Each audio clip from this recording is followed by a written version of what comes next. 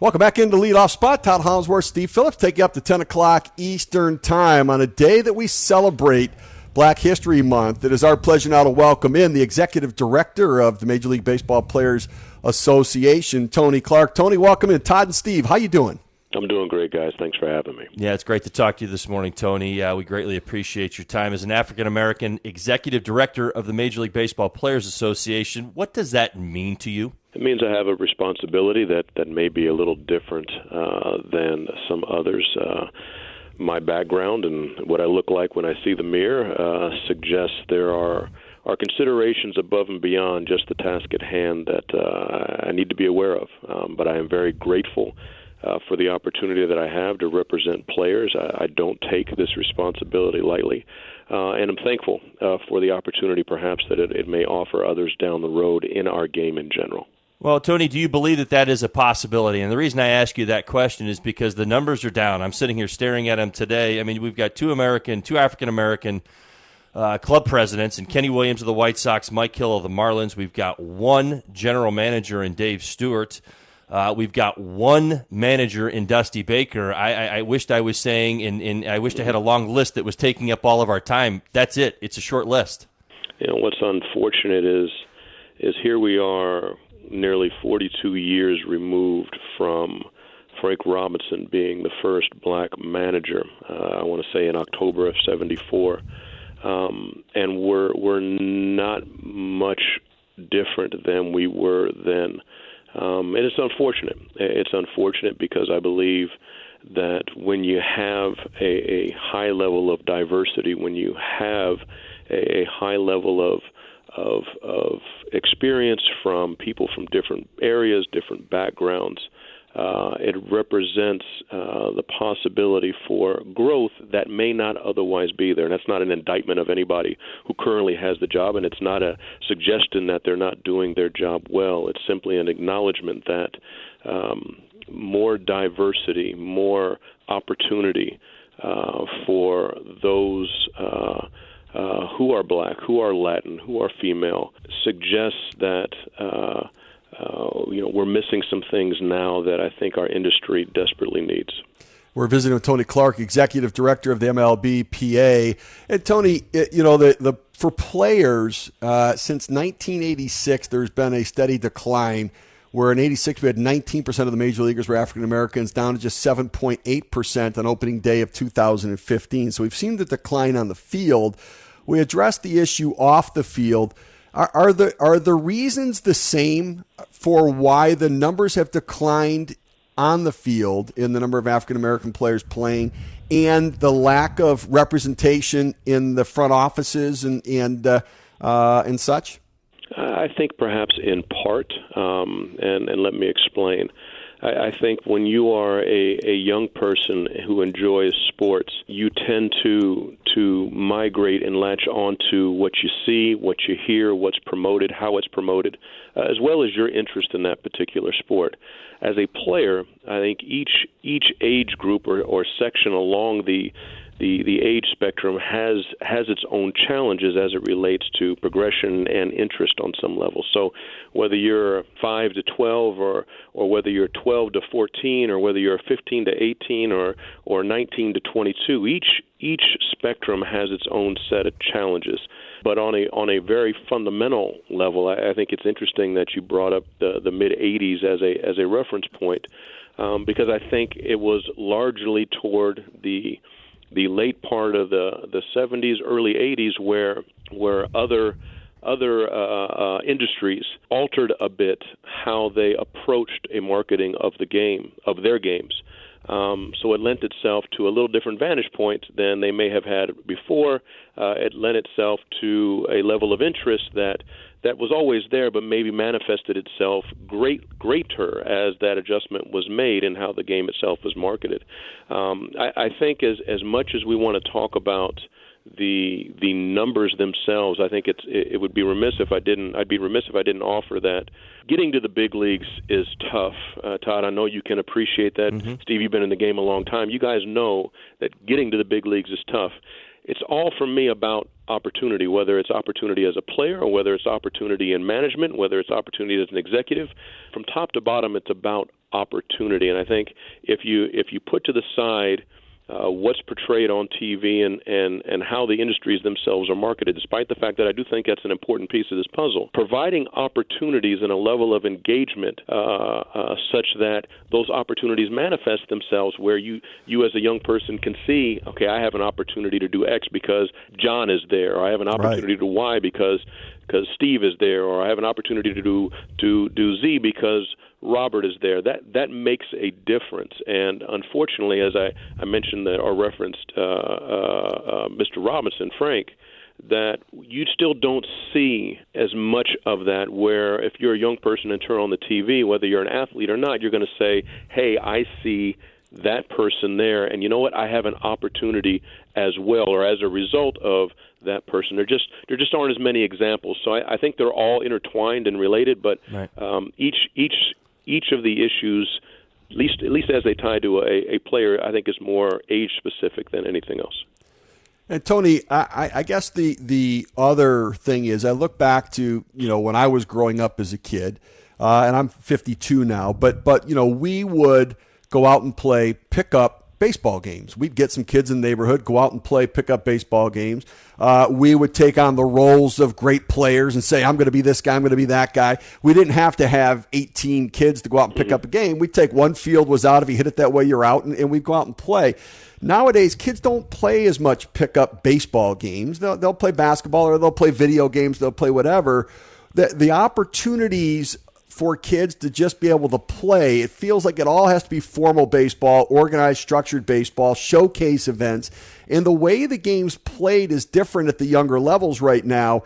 Is there some part of what the Players Association, Major League Baseball can do to let kids play the game in a different way than what they are today? It's amazing. As I feel as if you were sitting in my front yard yesterday when I was having a conversation with my son.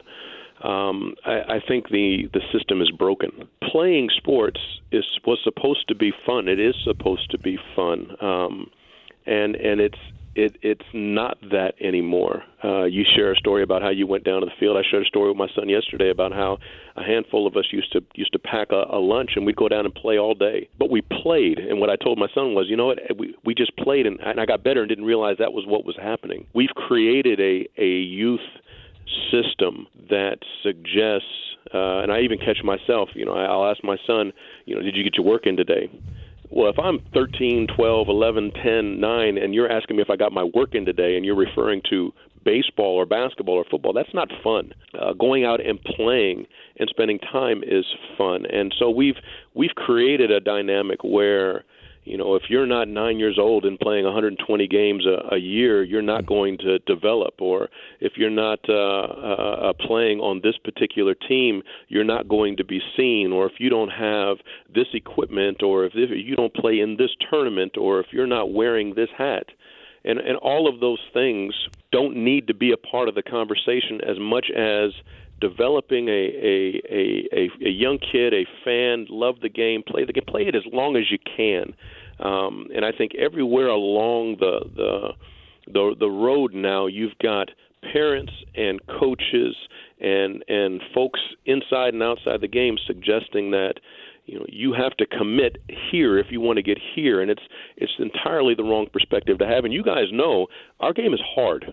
Right. It's not one of those where just because you're the fastest you're going to do well, or just because you're tallest you're going to do well. The same thing that makes our game great is the same thing that makes it a challenge. Meaning you can be tall, short, fast, slow. I'm a combination of a couple of those things, but you could still excel at our game. But the skill set itself is difficult. So I think you're right. I think we have some issues there. I think that unless or until it changes, we're going to continue to have some issues. But a lot of what you just described is at the grassroots level, and I think the great thing is we've got a lot of active players and a lot of inactive players that are committed in at that level to breathing into the next generation of ball players and fans and kids in general. And I think taking advantage of them who are already there and who are already trying to impact the group by connecting everyone. I think ourselves and Major League Baseball through the Youth Initiative have an opportunity here to affect some positive change that can help restart and jumpstart this engine, because it didn't happen overnight, and it's not going to be fixed overnight. Right. But you keep throwing programs at it, or you keep throwing dollars at it, or you have nice PR events, and we're going to end up in the same place, and the three of us are going to have a conversation 10 years from now and wonder what happened and why it didn't work. So right. I think there's an opportunity here, and I think in the climate that we are in, I think with the people who are involved, I think with the support and interest from top to bottom, there is a chance to affect some positive change here. Well, and do you believe, because that was going to be my next question, Tony, because I think really what a big part of this is the financial aspect of it, where, some parents can pay to put their kids on the travel team, fork over the $1,000, thousands of dollars a year, not only for bats, balls, equipment, field, training, and everything else that goes into it. Trust me, I live it every day. And you know what I'm talking about with the work. You're right. You know how many times I've said that if you got your work in today? I mean, it's unbelievable, but it feels like that's what I heard when I was in the minor leagues. If you got your work in today, and here I am saying it to my 12-year-old. Right. But it's true. But it's interesting because you're right. Playing the game of baseball for the fun of the game of baseball doesn't seem like it exists like it should. My question is, and this is a $9 billion industry, do you believe that we're putting enough financing behind this to back this up? Does it matter if we do? Are we going to get enough African-American minorities to be interested in the game of baseball in the way that it will produce and start to encourage these kids to run towards the game of baseball as opposed to the basketball court? I think you've got to change the story. I think you got to change the narrative. I think baseball as an industry is playing catch-up now. There hasn't been, unfortunately, a commitment to affecting change in this area to the extent that I am optimistic there is now. This is really the first time that both the players and Major League Baseball have teamed together to try and shift the narrative. But that narrative, as I mentioned kind of when we started the conversation, that narrative encompasses a lot of different aspects of the young person who is interested in baseball. In other words, I talked about the 5 to 12. 5 to 12, just have fun. Just have fun. I hit 1,000. I hope you hit 1,000. Right. I hope you catch every ball and you throw every pitch for a strike. I hope that's the case. Have fun, because 5 to 12 is where you're really engaging these kids, and it shouldn't be a dollar issue, and it shouldn't be a location issue, and it shouldn't be a lack of equipment, and it shouldn't be a lack of access to a field, and it shouldn't be a lack of quality coaching. And then when you get from 12 to 14, you realize that you're creeping up on high school and things get a little more serious. Okay, well, there are some challenges there, but it still shouldn't be a dollars and cents issue, and it still shouldn't be an instruction issue or quality there, and it shouldn't be a lack of fields or access. It still shouldn't be the case there, and you shouldn't have people telling you at 12 years old to make a life decision with respect to the sports that you may be interested in playing. And then you get to high school. You start talking about high school, you realize, yes, it's another level of significance. And Todd, I'm guessing you and I aren't too far off in age. I'm guessing you played more than one sport, yes, being the athlete that you were, even in high school. You don't see that near as much anymore, because you're forcing kids to make a commitment. And when parents start to look at this thing, they start to figure, okay, hold on a minute.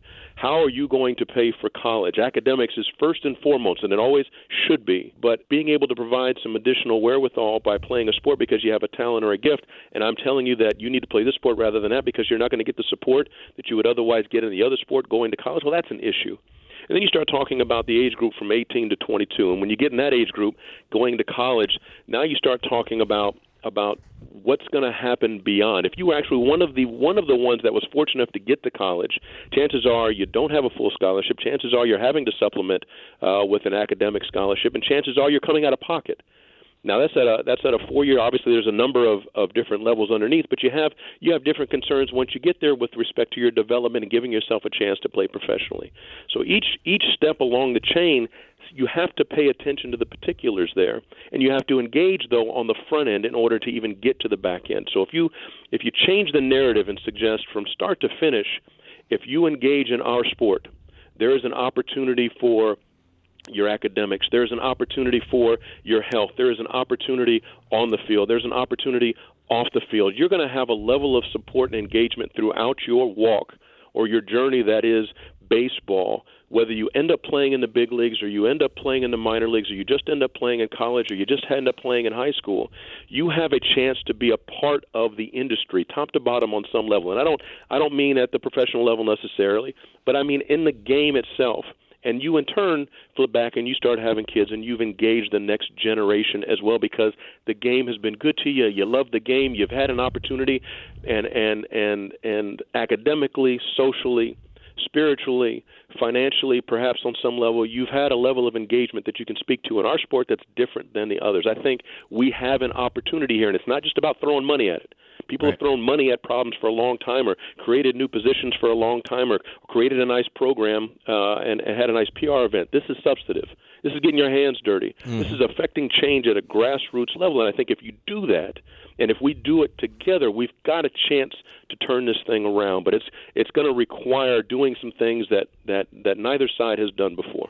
I would ask, Tony, do you believe the time is now? I mean, there certainly are signs. I was telling Steve just a little while ago, the percentages might be roughly the same as far as the number of African-American players at the major league level. It represents 8%, but I also know that inside those numbers, 65% of those players are under the age of 30. There's also a lot of attention being, centered around concussions in the NFL. I feel like we're also in a position right now, I wanted to see if you agreed with me, that if baseball is ready to kind of pounce on this, I believe that minorities, African-American players, are going to start to gravitate towards the game of baseball. I don't think I could have said it any better. I do believe we have an opportunity, and it's nothing against any of the other sports, but our game can and should tell a story that's different. And I think we truly have an opportunity to tell that story and shift the dialogue here now sooner rather than later. Well, what about marketing the game? It's one of the aspects we talked about earlier is growing it from the grassroots, but one of the ways we can better impact the game and attach to a greater diverse population of players is to market it. What can we do to be more creative? There's some great personalities.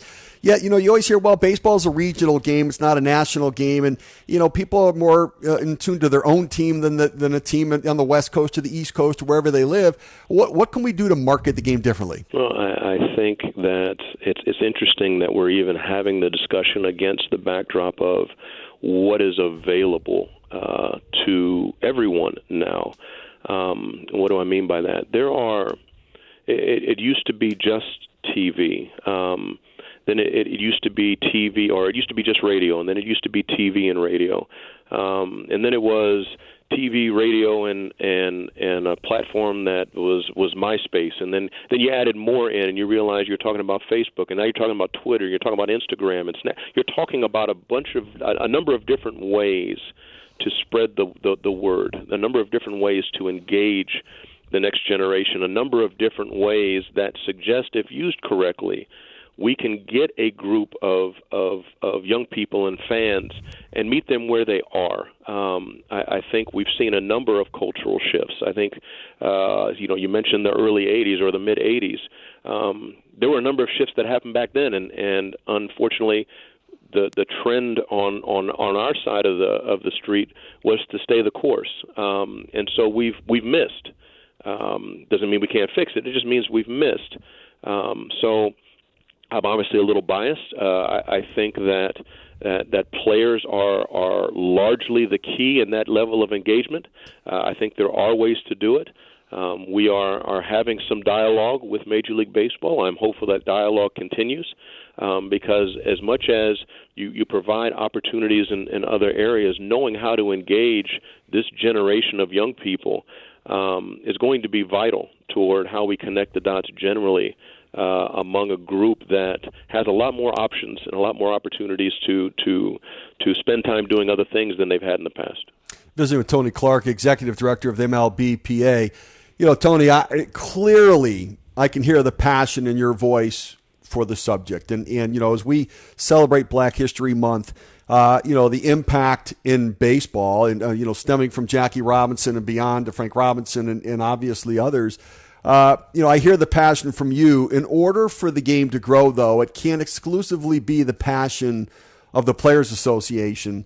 Do you feel or experience the passion level from the commissioner's side to be at the same place where you are? I think there's an interest. And I say that because we do have a joint initiative now that we've never had before, where there are funds allocated toward trying to move this train down the tracks. But in a lot of ways, I've lived this. I'm living it now.